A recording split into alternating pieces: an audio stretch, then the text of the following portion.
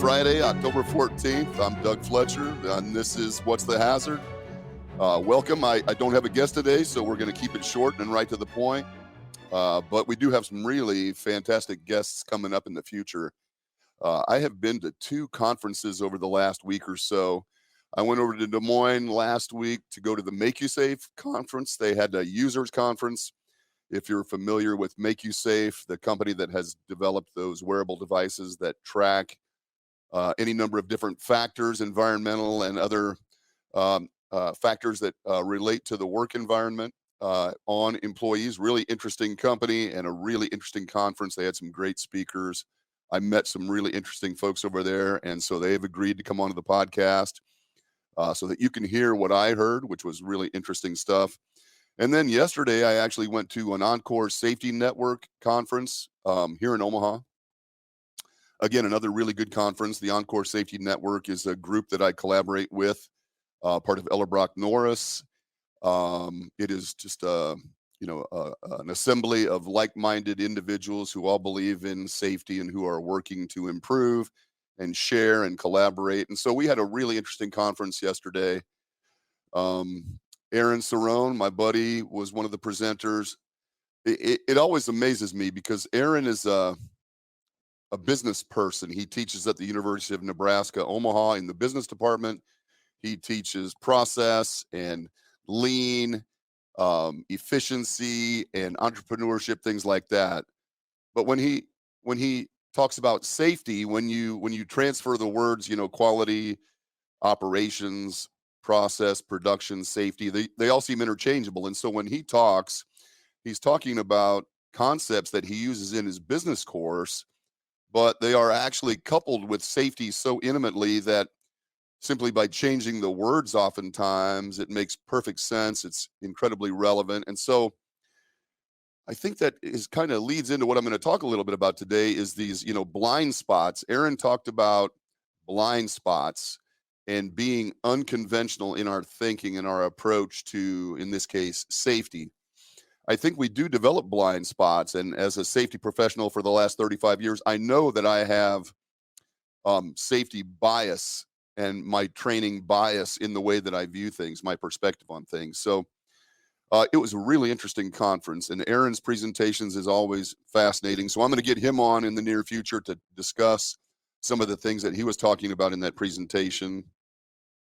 I spoke briefly and uneloquently about this safety differently thing, this safety 2 stuff that I've been reading about. We've talked a little bit about it, and we will talk more about it. There was a young man by the name of Dustin Talaco, I think is the pronunciation. He is a paramedic here with the Omaha Fire Department, and he talked about stopping bleeding. And so I think it's an actual course called Stop the Bleed or something like that.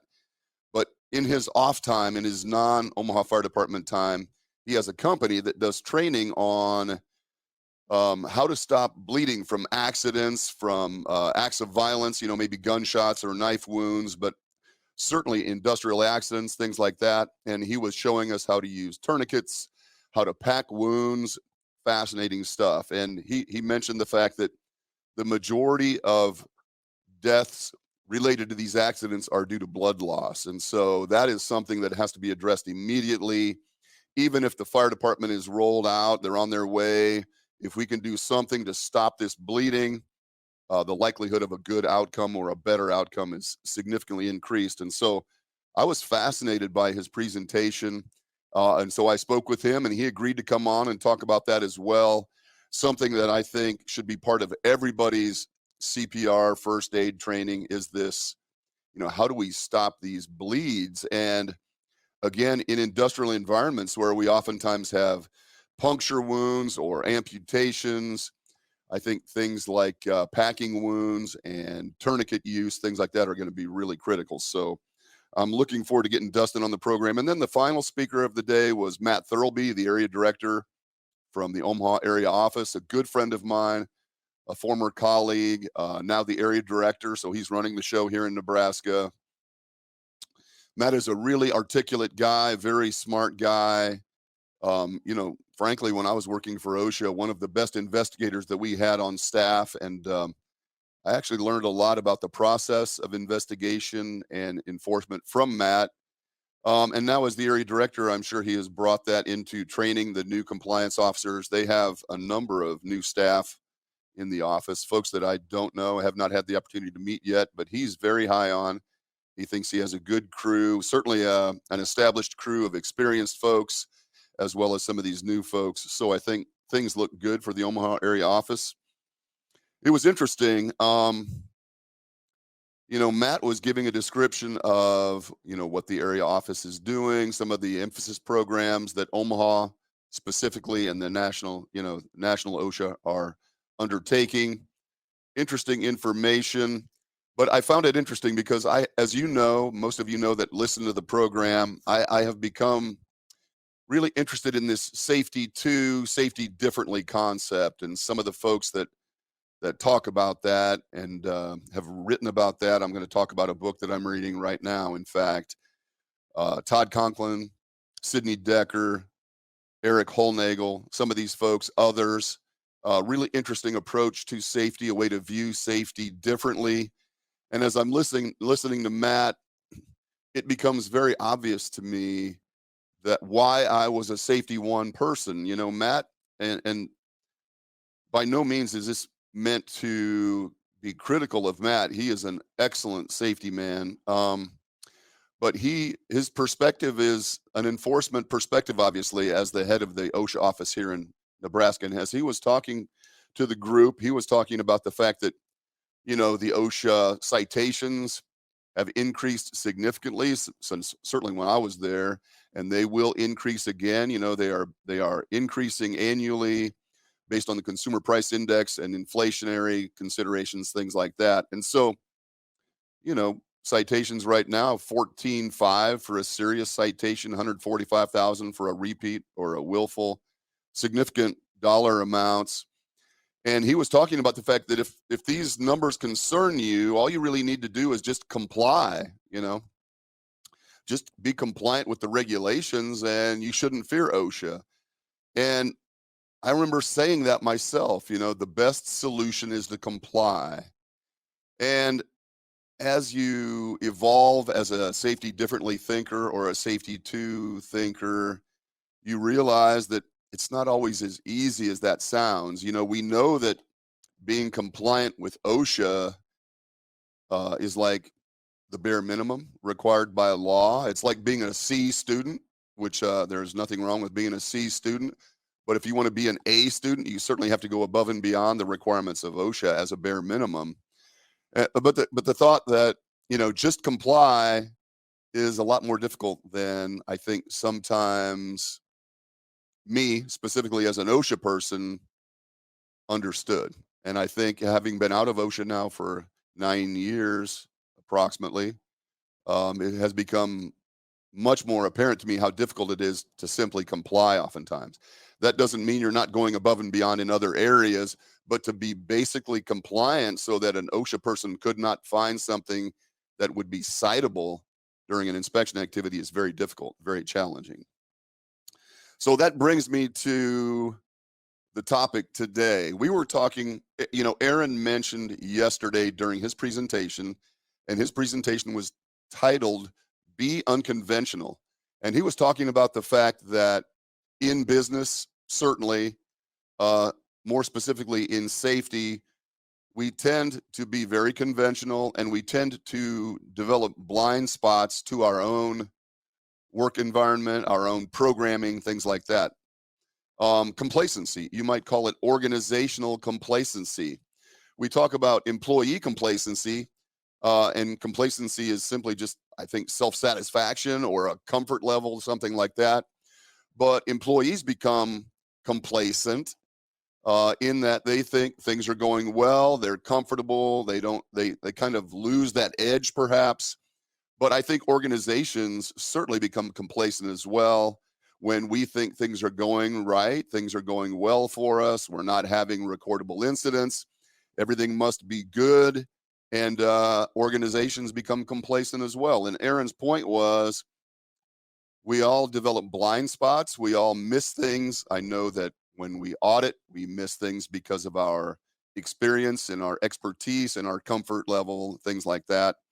So it's important as an organization that we mix things up a little bit from time to time. I heard one of those guys on YouTube telling me, it was either Conklin or Decker, one of those guys typically that I listen to when I'm driving, was telling me that statistically, companies that have very low or no recordable injuries or illnesses actually have higher frequencies of catastrophic outcomes, catastrophic incidents, fatalities, or severe injuries. Okay, which seems odd. It doesn't seem like that would be the case. And the opposite of that is also true. Companies that have recordables tend to have fewer catastrophic outcomes, which doesn't necessarily seem intuitive at first. But when you think about it, think, for example, I'm the company that hasn't had a recordable injury for 400 days. And so that means I've addressed slips, trips, and falls. I've addressed sprains and strains. I've addressed maybe the other things that tend to hit our injury and illness logs, our 300 logs, fairly well. Whatever that is in your work environment, if you haven't had a recordable injury or illness for 300, 400, 500 days, you are addressing those hazards really well, obviously. And so we're not having sprains or strains. We've done something to address that. The problem becomes the issue that the things that typically hit our 300 logs are usually not the same things that cause catastrophic outcomes. The things that kill our employees or severely injure our employees tend to be different. They're in my experience, there's very little overlap with that. And I know there have been a number of studies that have talked about near miss evaluation. I think, you can read those old studies from the groups, Cargill and some of those other big hitters, the DuPonts and those. They've done an analysis of near misses, and they have found that of, this population of near misses that we experience in our work environment, about 20 to 21%, I think that was their number, 21% of those could have had catastrophic outcomes. And likewise, then 79 to 80% of those would not have been catastrophic. They would have been the sprained ankle or the strained knee or something. We don't want those, certainly, but those are not the things that are killing our employees. And so I think when we talk about organizational complacency, we need to be careful that when we're not having recordables, our 300 logs look good, that we aren't missing those things, those cues to what could be catastrophic in our work environments, right? So we have to manage safety from the standpoint of compliance. We want to be compliant, obviously, and that's challenging. Just to, the things that OSHA oftentimes cites, things in our maintenance shop like pedestal grinders aren't adjusted correctly, or unlabeled containers, constantly surveilling our work environment to make sure those things are addressed is difficult and time consuming. And those oftentimes aren't the things that are going to truly hurt our employees. I don't know the frequency of unlabeled containers that turn out to be problematic. We don't like that, certainly, and we know that there is a potential for a bad outcome, but I don't know how often that happens when you consider how many unlabeled containers there must be. I think most employees know what's in the containers they're working with, at least for the most part. So, compliance requires some of our attention. The OSHA recordable issues, the things that are hurting our employees to the point where we need to record something, certainly needs our attention.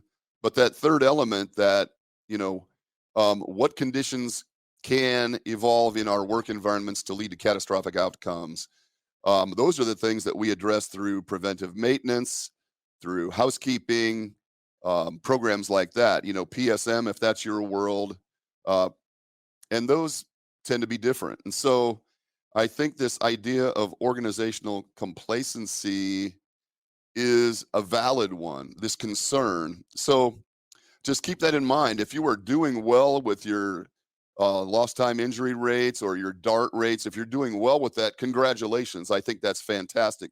We certainly want that. But be cautious of the fact that because these things are going well, everything is copacetic.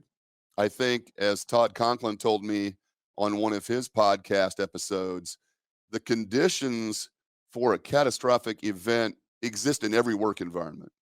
They are there. And so we need to be cognizant of those things and be alert to the fact that having low injury rates doesn't necessarily mean that everything is copacetic. And I know that, from a management standpoint, oftentimes this is a blind spot. Our numbers look good, therefore everything is good. We're safe. Be wary of that mindset, in my opinion.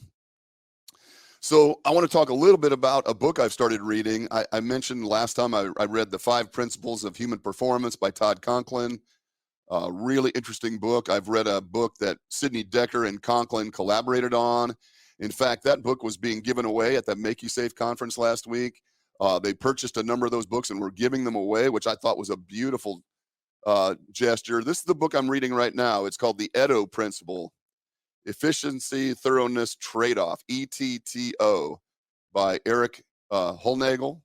I'll call Eric and see if I can get him on the program. That seems unlikely, but yeah, I know. It says why things that go right sometimes go wrong, which is, man, that is exactly what we're dealing with as safety professionals. And so I've just started the book. As you can see, I'm only, into the first chapter, but there's some stuff in here that resonates really strongly with me that I'm just going to lay on you now. And I'll finish the book by the next time we speak about this. And then those of you that are onto this stuff, maybe we can have some kind of an exchange, or you can hit me up on LinkedIn and give me some thoughts about this in your work environment. But let me just read a few little sections from this book just to pique your interest, perhaps. So he's talking about this efficiency, thoroughness trade-off, okay? And he's talking about, in its simplest possible form, it can be stated as follows. In their daily activities, at work or at leisure, people routinely make a choice between being efficient and being thorough, since it rarely is possible to be both at the same time. If demands for productivity or performance are high, thoroughness is reduced until the productivity goals are met. So I'm only going to be as thorough as necessary to reach those productivity goals. In other words, I'm going to be more efficient and less thorough in order to reach those goals. It goes on to say, if demands for safety are high, efficiency is reduced until the safety goals are met. So in those circumstances where the demand for safety is high, I am going to be as thorough as I need to be in order to meet those safety goals. I think that is really astute and accurate, right? He goes on to say, for a recurrent work situation, most people will naturally choose the more efficient mode of operation as long as it, in their experience, is just as safe as the alternative.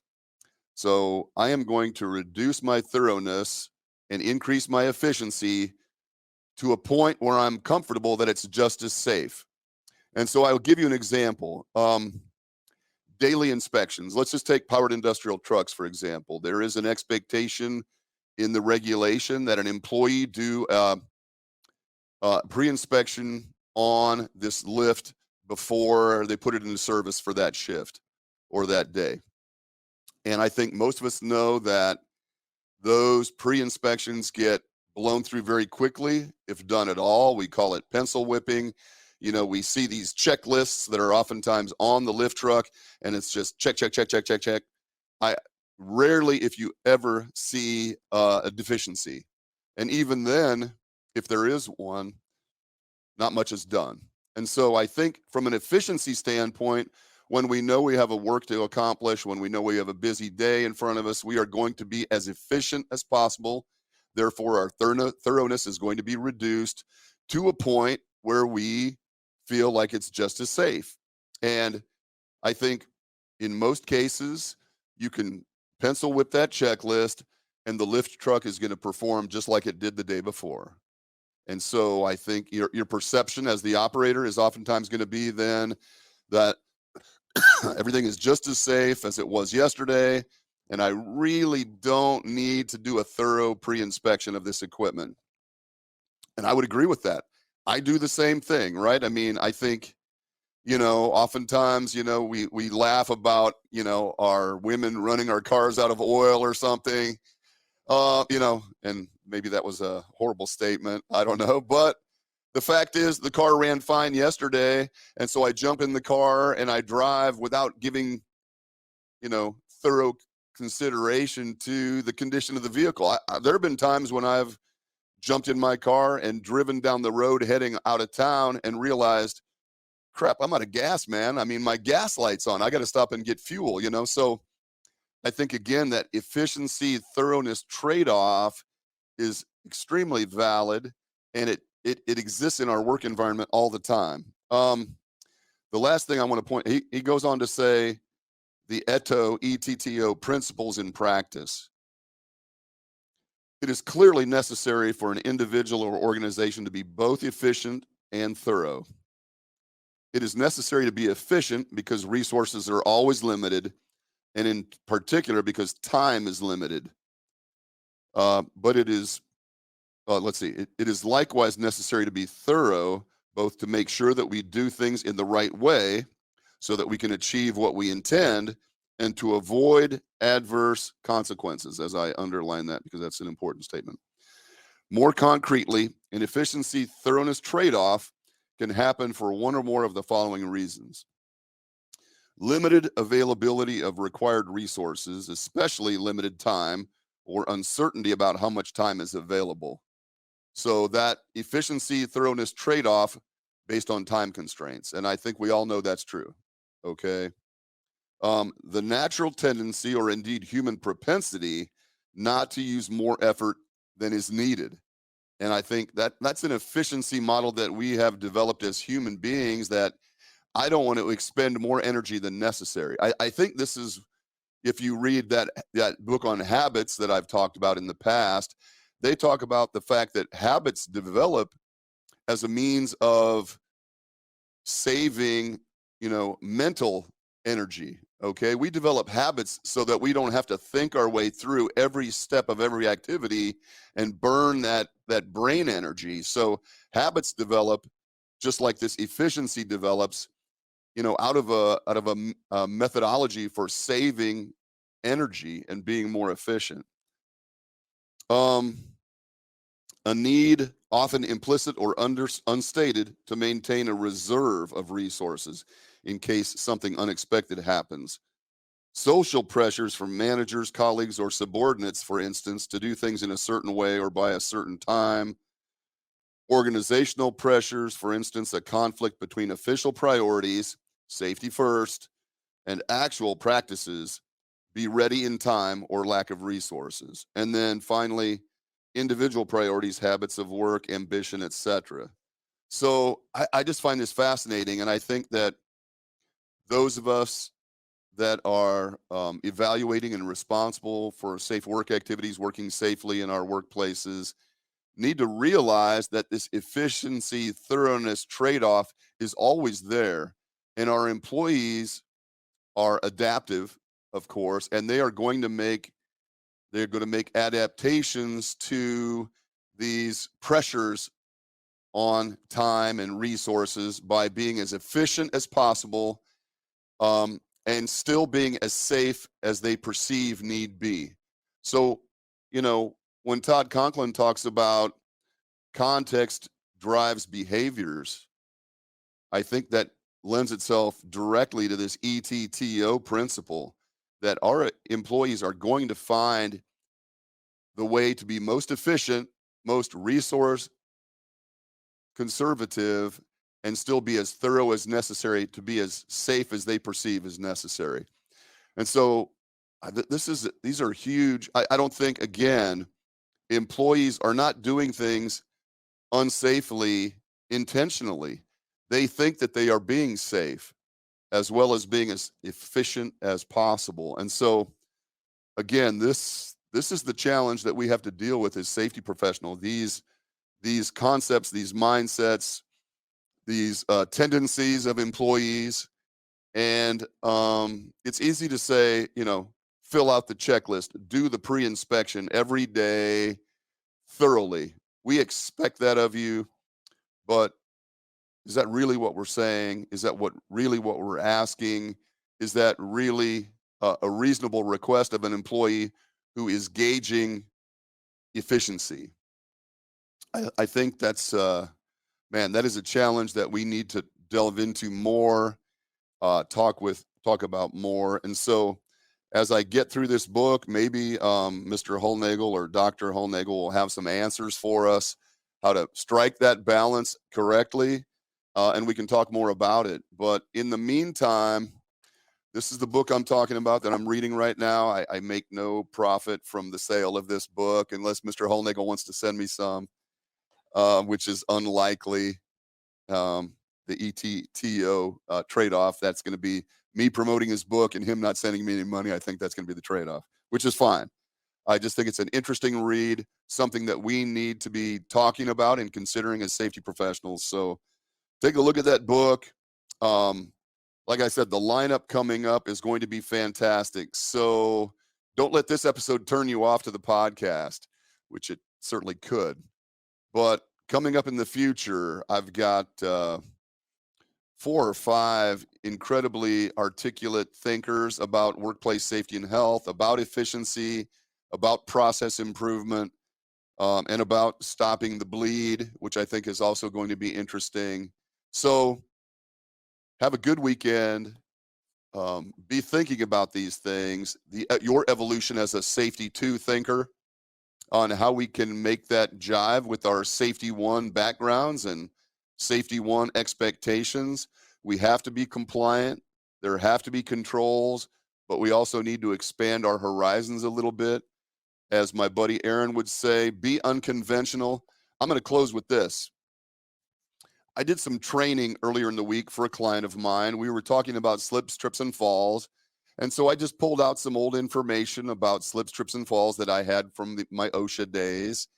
And I went up there to do this training. As I've got the guys with me, we're doing kind of a toolbox talk format. So we're standing in the shop.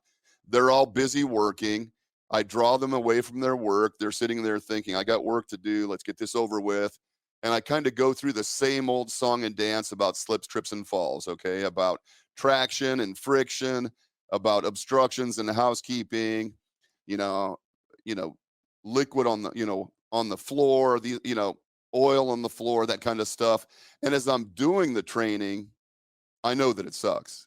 And I'm looking at the guys, I know they're distracted.